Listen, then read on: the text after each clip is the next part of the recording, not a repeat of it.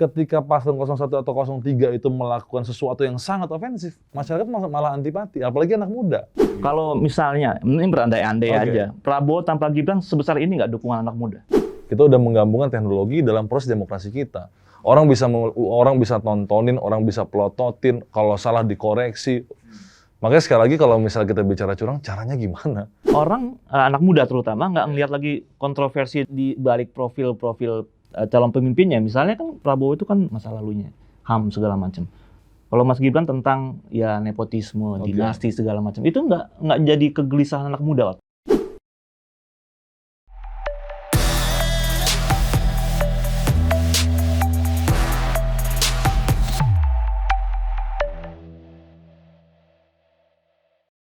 Kawan Akurat, kita bertemu lagi dalam program Akurat Talk. Kena tuh barang. Pemilu 2024 sudah selesai.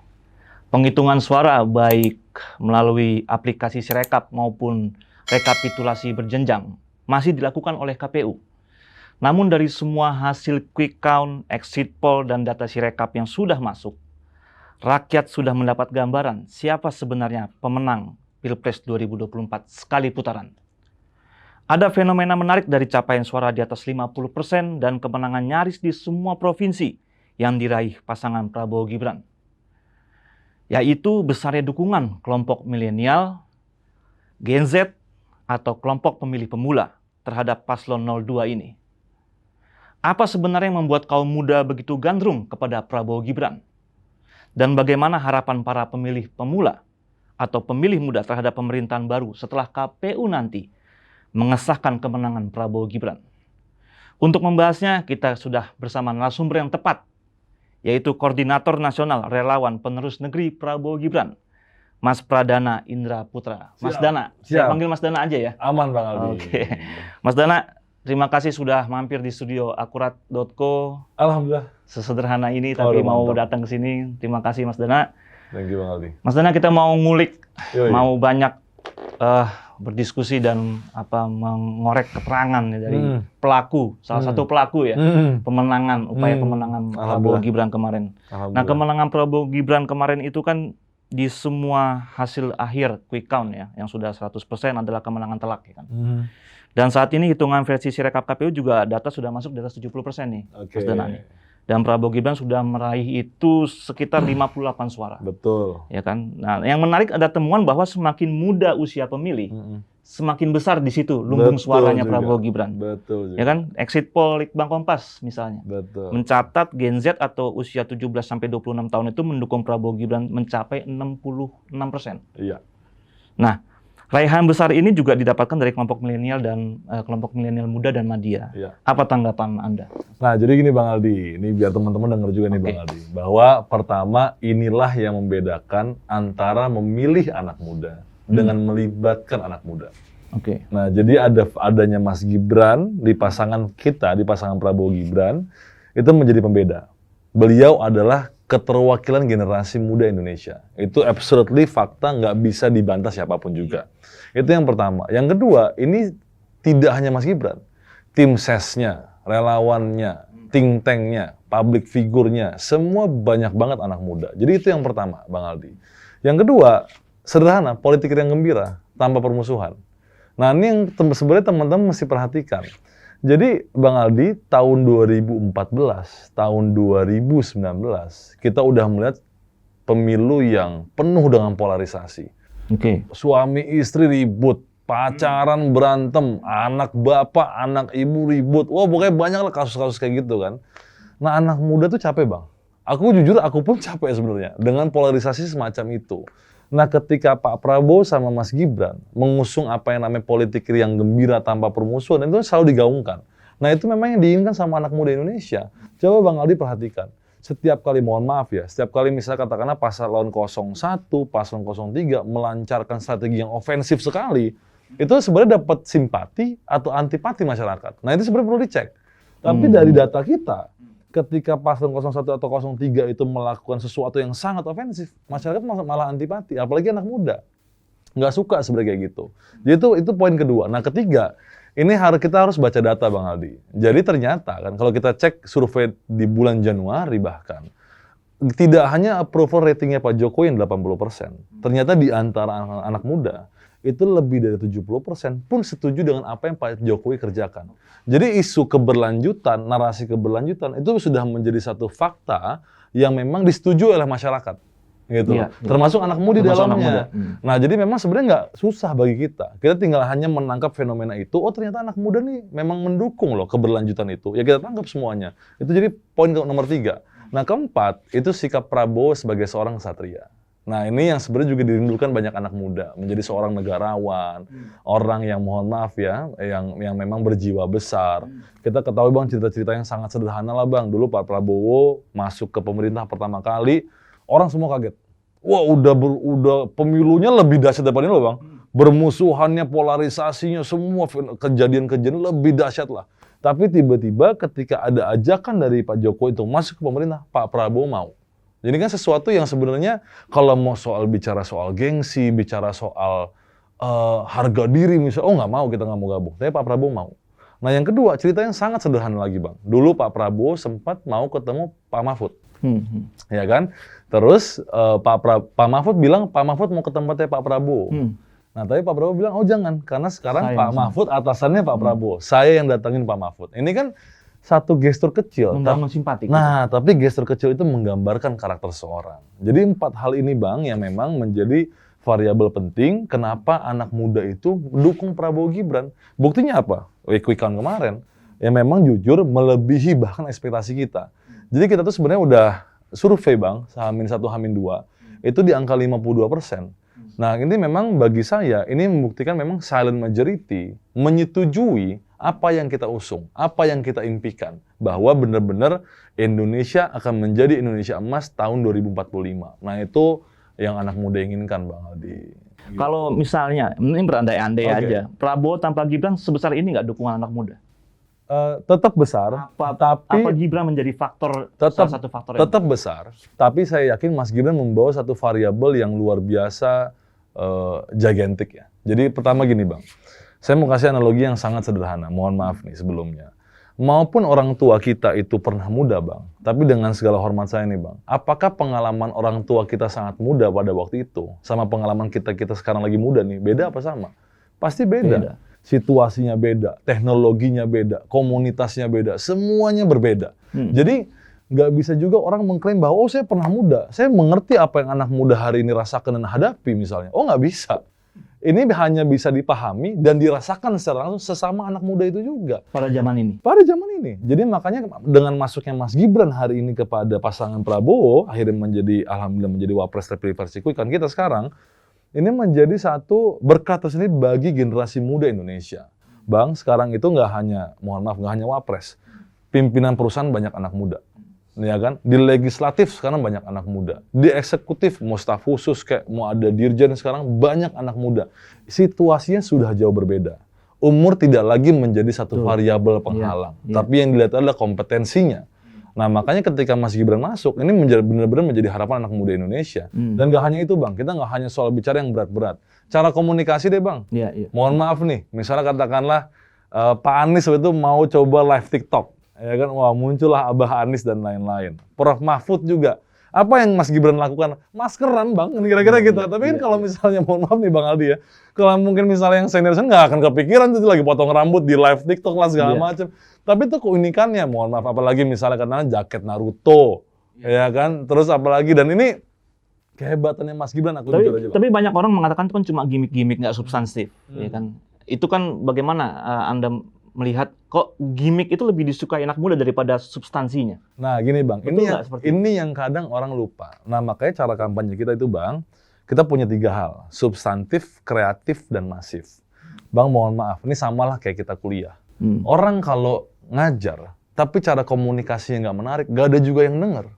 Ya. Gitu loh. Jadi ketika misalnya packagingnya, jadi apapun Bang, ini nggak hanya soal kampanye. Apapun ketika Abang bicara atau Abang memimpin rapat dan lain-lain, tapi kalau cara komunikasinya tidak dapat dimengerti oleh objek pembicaraannya, dalam hal ini anak-anak muda Indonesia, nggak ada yang mengerti juga. Jadi buat apa punya pesan, tapi pesan tidak tersampaikan. Nah, kalau abang bilang tadi misalnya soal gimmick, misalnya Samsul, belimbing sayur, dan kawan-kawannya, itu gimmick kita, dan itu cara bahasa kita sebagai anak muda. Serangan itu malah dipakai ya untuk mengkampanyekan ya. Itu jadi bahan kampanye ya. Mohon maaf. Tadinya olok-olok jadi bahan kampanye. Itu, makanya Mas Gibran selalu bicara kalau sama kita tuh boleh kita dihina, boleh kita dinyirin, biarin aja. Semua serangannya kita jadiin positif Bang, abang bayangin tuh. Dikatain Samsul, dibuat Samsul Cup. Abang bayangin tuh kan. Dikatain belimbing sayur, buat gantungan kunci belimbing sayur. Abang bayangin tuh. Jadi ini memang ya gaya anak muda. Jadi memang ini inline Bang. Sejalan dengan memang narasi yang kita inginkan. Apa sih? Ya memang kampanye yang gembira, kampanye yang positif dan kreatif. Makanya aku alhamdulillah Bang bersyukur sekali bergabung dengan tim dari Prabowo Gibran. Terima kasih juga sama Pak Prabowo yang telah memberikan ruang yang luar biasa Bang buat anak muda Indonesia. Apalagi dengan memasukkan Mas Gibran, kita asik banget lah. Jadi memang bagi saya, tadi yang abang bilang soal gimmick, itu juga menjadi salah satu keberhasilan kami dalam berkomunikasi dengan anak muda Indonesia pada umumnya. Teman-teman, mohon maaf Bang, komunitas wibu, komunitas yang suka Korea, dan teman-teman kreatif lainnya, semua itu alhamdulillah kita bisa komunikasi dengan baik. Nanti kita bicara soal pelibatan anak muda boleh. Mungkin nanti dalam struktur pemerintahan nih, pemerintahan baru. Tapi saya boleh nggak cerita sedikit dulu, apa saja sih dilakukan oleh relawan penerus negeri itu dalam masa kampanye kemarin untuk jadi upaya pemenangan Prabowo Gibran? Jadi gini Bang Aldi. Boleh bongkar rahasia dapurnya kan? Boleh. Jadi Bang Aldi, kita pertama ada tadi aku bilang Bang, jadi kita punya prinsip itu substantif, kreatif, dan masif. Nah, substantifnya apa sih Bang Aldi kira-kira? Jadi memang kita ini pertama kali mendukung Pak Prabowo Bang Aldi, itu nggak asal mendukung. Dan aku ngomong nih, depan Pak Prabowo langsung. Pak Prabowo menyampaikan langsung di pidato kita. Pak Prabowo, kami mendukung tidak asal mendukung. Kami memilih tidak asal memilih. Kami sudah menyerap aspirasi, ratusan ribu aspirasi anak muda yang kita rangkum jadi buku namanya Cita-Cita Penerus Negeri. Kita punya 74 rekomendasi kebijakan, 14 isu, dan 5 rekomendasi kebijakan prioritas yang kami anggap dapat mempermudah hidupnya anak muda Indonesia. Itu kita serahkan dan Pak Prabowo menerima itu. Jadi tapi memang saya bilang bahwa kan memang kita harus dewasa juga bahwa apakah 74 ya pasti bisa diterapkan, ya kan kita nggak tahu juga, pasti situasional. Tapi paling tidak ini ditangkap, diterima secara langsung, dan Pak Prabowo bilang bahwa sebisa mungkin akan diterapkan. Nah ini yang pertama secara substansi sudah kami lakukan, kira-kira seperti itu. Nah yang kedua kita bicara soal kreatifnya Bang. Kalau yang berat-berat aja terus ya nggak asik lah kan kira-kira gitu ya. Makanya cara kita harus kreatif. Dari apanya sih Bang? Semuanya, merchandising-nya, programnya. Makanya kita buat jaket kayak gini, bahkan sampai sepatu nih Bang kita buat juga. Kaos, kemeja, polo shirt nih. Wow, banyak lah yang kita bungkus secara kreatif. Yang bagi kami alhamdulillah mendapatkan tanggapan yang positif dari anak muda Indonesia dan banyak juga yang beli barang-barang kita. Nah, selain merchandising Bang, itu programnya itu sendiri. Nah, ini yang kita lihat Bang, kalau kampanye itu nggak boleh satu arah. Nah, cuman pidato-pidato aja. Partisipatif berarti. Yes, betul. Makanya di Paslon 02 ini mohon maaf nih Bang, misalnya katakanlah Mas Gibran. Mas Gibran itu bukan Mas Gibran bicara nama programnya, Mas Gibran mendengar namanya. Jadi kenapa sih Bang kira-kira? Karena anak muda nggak butuh lagi didikte Bang. Anak muda tuh butuh didengar. Makanya setiap kali Mas Gibran kerjaan namanya Gibran mendengar, bukan Gibran bicara. Itu salah satu gambarannya Bang. Terus kita buat apa lagi Bang misalnya? Kita buat kalau Abang tahu, kita kemarin di Indonesia Arena. Kita buat namanya Tufan Futsal Match. Oh iya. Ya, itu kita buat 3D video mapping pertama kampanye. Nggak pidato, nggak ngapa-ngapain, nggak ada. Kita cuman semua datang pakai baju biru, kita seneng-seneng, kita happy-happy, kita main futsal bareng sama teman-teman public figure. Itu semua kita lakukan Bang. Nah jadi memang cara-cara kayak gitu yang anak muda tuh senang sebenarnya, nggak cuma pidato dan lain-lain. Nah, abis itu apalagi Bang, kita juga punya program namanya Bantu Negeri. Nah, Bantu Negeri ini kita di setiap titik di provinsi. Nah, ini yang kita juga pengen Bang, sekali lagi. Kalau kampanye tuh harus dua arah. Kenapa sih namanya Bantu Negeri? Ada maksudnya Bang. Kenapa kita namakan Bantu Negeri? Memang agar ini menjadi gerakan.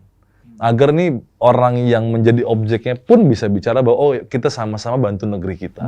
Nah, makanya di Bantu Negeri itu kita punya 3 subprogramnya. Pertama, pengembangan kewirausahaan. Jadi kita latih itu Bang, anak-anak muda yang mau jadi pengusaha segala macam. Bahkan ada yang teman-teman pengusaha yang udah duluan, kasih modal dan lain-lain. Kedua, kita juga ada tuker sampah jadi sembako, Bang. Jadi kita mau jaga lingkungan juga. Isu lingkungan. Isu lingkungan termasuk juga. Sama yang ketiga stunting. Jadi kita buat satu poster pintar, itu ada tinggi badan juga berat badan anak, kira-kira gitu, untuk paling tidak membantu sebagai salah satu indikator untuk mencegah stunting di Indonesia. Jadi itu juga pun kita lakukan. Harapannya apa? Bukan tanpa maksud, Bang. Pertama, soal wirausaha. Yeah. Kita tuh entrepreneurship rate kita masih cuman di angka 4-5%. Masih kalah dengan Malaysia, masih kalah sama Singapura. Okay. Nah itu kita lakukan dengan tujuan biar anak-anak muda lebih banyak jadi pengusaha. Okay. Yang kedua, isu lingkungan itu menjadi salah satu isu yang paling digemari anak muda sekarang. Betul. Nah makanya kita juga masuk isu lingkungan. Jadi memang kita mencoba, belum menjadi pemerintah aja kita sudah berbuat untuk Indonesia.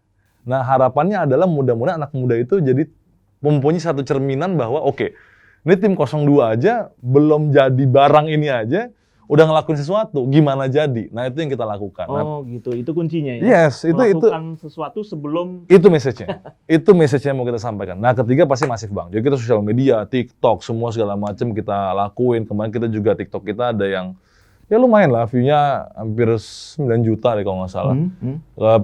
Pidatoku juga kalau alhamdulillah juga lumayan, waktu itu juga hampir berapa juta, jadi memang itu juga satu berkat tersendiri gitu. Tapi itulah kita semua penetrasi. Jadi itu yang udah kita lakukan, Bang, selama ini di daerah kita masifkan, strukturnya kita masifkan, dan kita rekrut juga Thomas, tokoh-tokoh masyarakat lokal, anak-anak muda. Nah itu menjadi magnet buat anak muda Indonesia. Ketika menyerap aspirasi itu apa sih yang ditangkap paling kuat dari anak-anak muda, terutama terhadap profilnya Pak Prabowo dan Gibran? Apalagi profilnya Pak Prabowo ini kan penuh kontroversi, tentu saja ya kan, anak-anak muda disuguhi sejarah kelam ya kan, masalah-masalah HAM segala macam.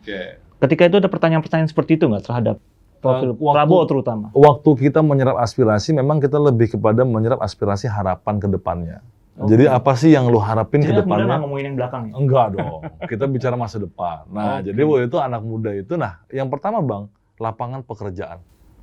Nah ini isu yang paling prioritas dan paling pertama yang pas kita serap aspirasi lapangan pekerjaan itu nomor 1. Nah yang kedua itu bicara biaya hidup. Jadi biaya hidupnya bisa keluarga muda, pelajar, mahasiswa tuh ngaruh loh, Bang. Jadi memang makanya salah satu rekomendasi kita, Bang, itu adalah pertama itu adanya kartu diskon transportasi buat pelajar sama mahasiswa. Itu kita kasih rekomendasinya karena itu hasil serapan aspirasi kita. Nah yang kedua, kita juga bicara soal lapangan pekerjaan. Makanya waktu Mas Gibran debat, itu bicara kita akan siapkan 19 juta lapangan pekerjaan dalam kurun waktu 5 tahun. Dan gak hanya itu, Bang, kalau soal lapangan pekerjaan udah biasa. Nah kita kasih apa lagi? 5 juta green jobs. Nah ini yang relate sama generasi Z sekarang. Iya. Jadi ada isu lingkungannya, ada isu kita pastikan juga, bahwa dari 19 juta lapangan pekerjaan itu ada 5 juta pekerjaan yang di industri berkelanjutan. Nah ini yang menjadi harapan banyak anak muda Indonesia. Jadi nggak cuma soal ekonominya, lingkungannya pun kita jaga. Nah selain itu apalagi sih, Bang? Kita juga disabilitas, inklusivitas. Nah itu kita kasih juga rekomendasi bahasa isyarat di kurikulum SMA. Nah itu jadi memang aspirasi itu kayak gitu. Ada di buku ini. Jadi ini udah kita kasih ke Mas Gibran, udah kita kasih ke Pak Prabowo, harapannya bisa menjadi referensi dalam mereka menjadi pembuat kebijakan. Nah inilah yang membedakan, Bang. Saya berani jamin hari ini secara publik ya, yang sudah memberikan rekomendasi kebijakan secara utuh kepada paslonnya baru kita. Dan dibukukan pula. Dan dibukukan. Yang lain setahu saya sih belum ada. Oke. Gitu. Jadi yang menarik berarti dari pembicaraan tadi, orang, anak muda terutama, nggak ngelihat lagi kontroversi di balik profil-profil calon pemimpinnya. Misalnya kan Prabowo itu kan masa lalunya, HAM segala macam. Kalau Mas Gibran tentang ya nepotisme, dinasti segala macam, itu nggak jadi kegelisahan anak muda? Pasti ada yang menjadi pertanyaan, tapi aku bisa jawab, Bang. Kita jawab dulu soal Mas Gibran misalnya. Ini aku suka soal kalau ditanya hal-hal yang hangat-hangat seperti ini. Jadi memang pertama gini, aku selalu tanya, Bang Dana, gimana soal katakanlah demokrasi hari ini misalnya. Aku selalu jawab bahwa aku pribadi lah, bisa bilang bahwa kita ini mendukung demokrasi yang sesungguhnya, demokrasi yang seutuhnya, yang tidak melarang hak satu orang pun, maupun dia anak seorang petani, ataupun dia anak seorang presiden, atau anak muda pada umumnya.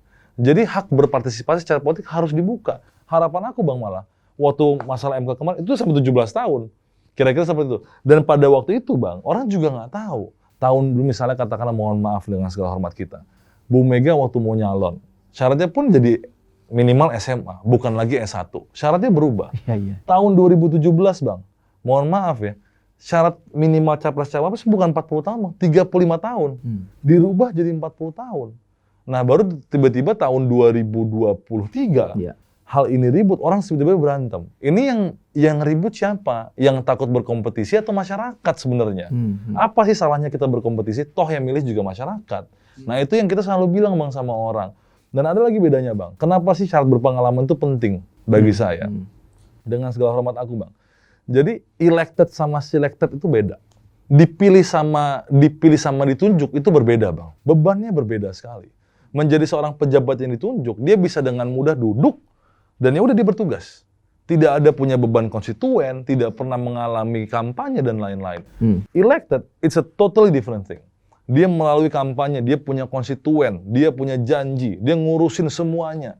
Nah makanya faktor pengalaman menjadi pejabat publik yang dipilih itu menjadi penting. Karena ada kesamaan dengan posisi capres atau cawapres, maupun skalanya berbeda.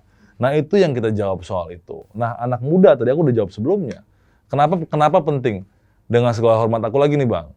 Aku bisa bilang, sekarang piramida penduduk kita, mayoritas itu anak muda, Z sama milenial. Nggak berlebihan bagi aku untuk kasih tahu atau bicara bahwa sebenarnya yang dilayani oleh pemerintah Indonesia hari ini itu anak muda, bukan yang lain. Karena paling banyak anak muda sekarang. Kenapa sih Bang, misalnya banyak pimpinan perusahaan kita, startup dan sekarang anak muda juga, bahkan di bawah 30 tahun, 25 tahun. Karena yang mengerti pasarnya mereka.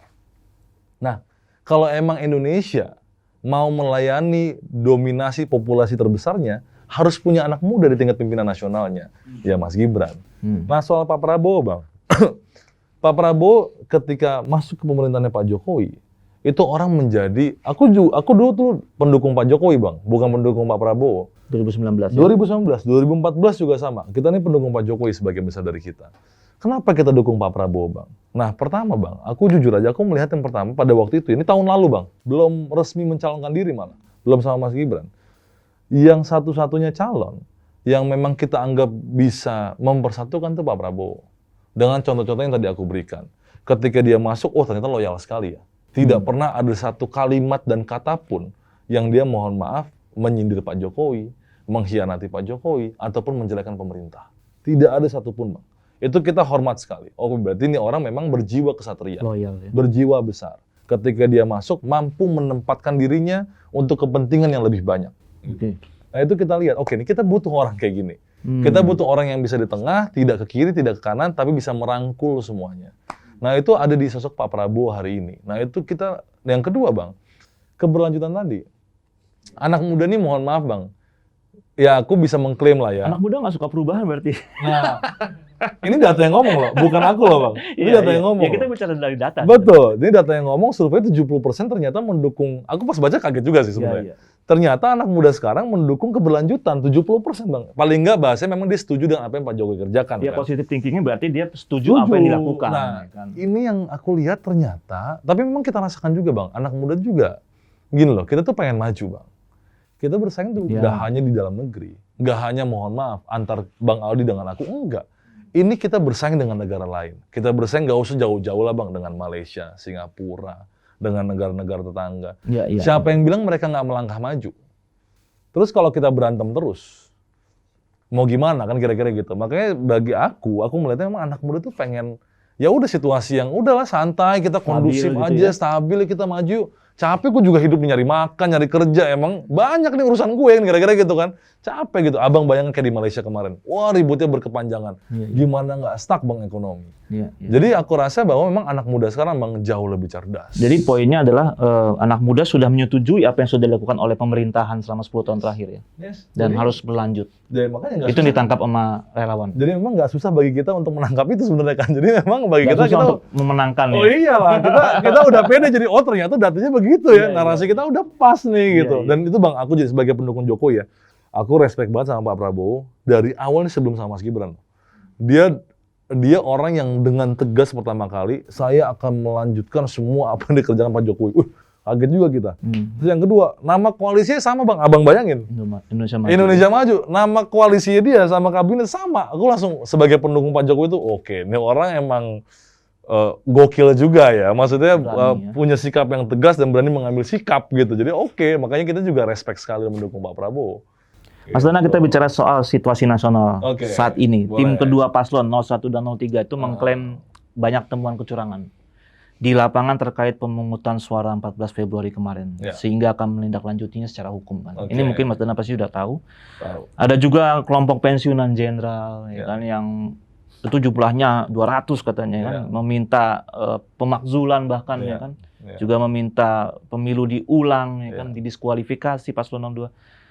Apakah menurut Anda sebagai representasi lah ya dari kelompok muda yang mendukung paslon 02 Prabowo Gibran, itu permintaan ini wajar, mengada-ngada, atau ada syarat kepentingan politik yang tertentu gitu? Jadi gue mau mengutip dulu perkataannya sosok yang berpengaruh di Indonesia, Prof. Mahfud MD. Jadi beliau pernah ngomong kan bahwa dalam pemilu yang kalah hampir dipastikan selalu bilang pemilunya curang. Itu yang pertama. Jadi suara-suara seperti ini setiap pemilu pasti ada Bang Aldi. Nah yang kedua, kan sebenarnya mudah ya. Kalau memang mereka punya buktinya, silahkan berikan kepada pihak yang berwenang. Apakah itu Bawaslu, apakah itu KPU, atau bahkan kepolisian. Jadi silahkan dibuktikan. Nah tapi yang ketiga juga Bang Aldi, ini yang bagi saya harus kita apresiasi sekali. Apa sih kira-kira Sirekap itu Bang? Coba abang bayangkan, Bang Aldi kan juga lumayan dewasa lah secara usia gitu ya. 2 pemilu kemarin Bang, ada nggak kita bisa melihat misalnya inputan suara di TPSA? Oh ini salah input nih, ditaruh di Twitter, ditaruh di Instagram. Oh ini digelembungin nih, salah nih. Ini bukti tulisannya cuma berapa, di input di elektroniknya berapa? Nggak ada Bang dulu. Sekarang orang bisa plototin, orang bisa tontonin.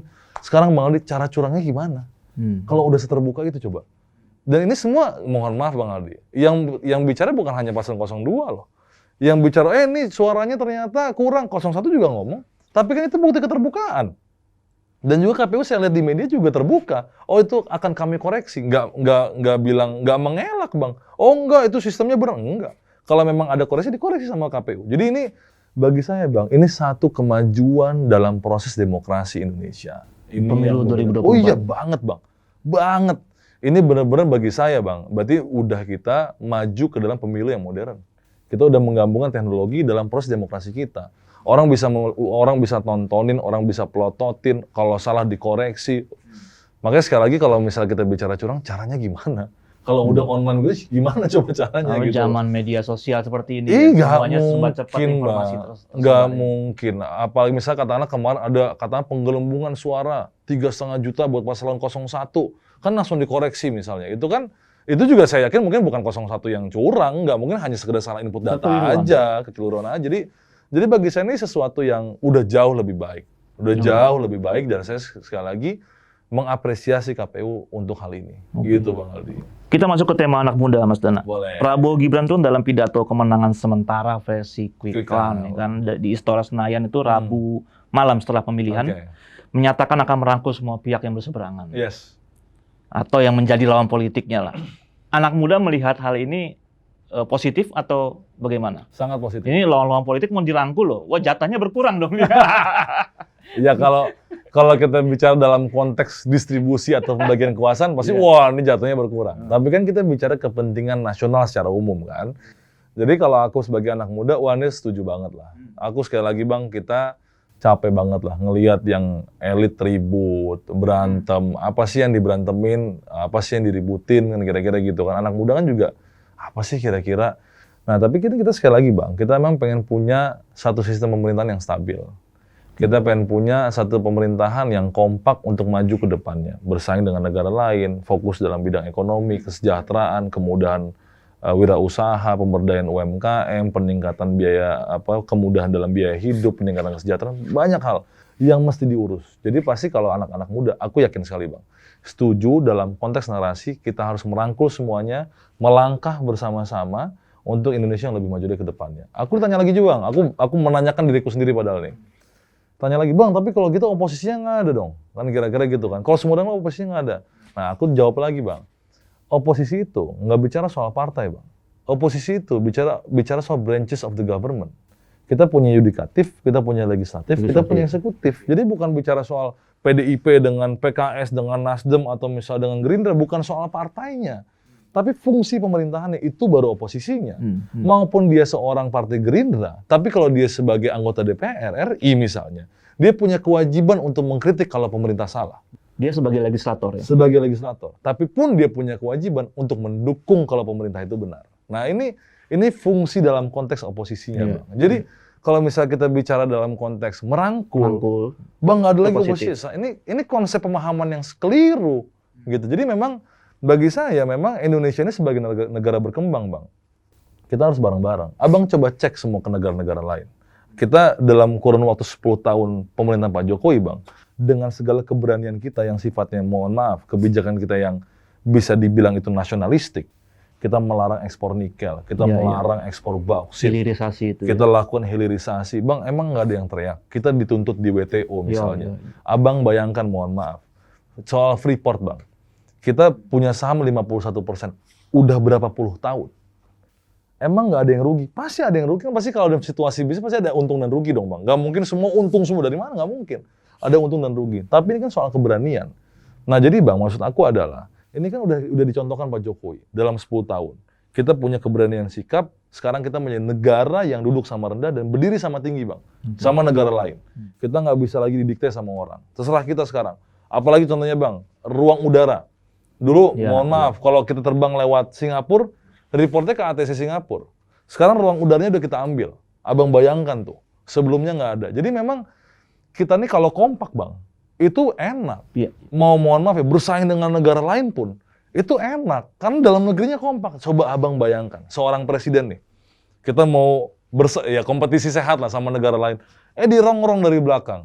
Sama masyarakatnya sendiri. Dari dalam. Sama kelompok politiknya sendiri, gimana mau fokus? Nggak mungkin. Jadi memang sebagai negara berkembang yang diprediksi menjadi bahkan salah satu dari 5 ekonomi terbesar di tahun 2045. Nomor 4, ya kita harus fokus. Kita harus bareng-bareng. Kira-kira gitu, Bang Aldi. Oke, Mas Dana, satu lagi pertanyaan. Salah satu program kampanye prioritasnya Prabowo Gibran itu kan anak muda ya? Yoi. Yang dia konsisten tuh memberikan perhatian lebih kepada peran kelompok muda. Betul. Apakah Anda yakin secara pribadi ya? Kaum muda tidak hanya akan menjadi lumbung suara nih di pemilu. Jadi mungkin ada rencana pelibatan lebih jauh nggak dalam pemerintahan nanti di Prabowo Gibran? Anda melihat seperti itu nggak? Aku yakin gini, Bang. Jadi dan ini sudah dilakukan oleh Mas Gibran sebenarnya. Jadi Mas Gibran pun sebagai anak muda, coba kita cek tim-timnya, siapa yang bantu di belakangnya, banyak banget anak muda.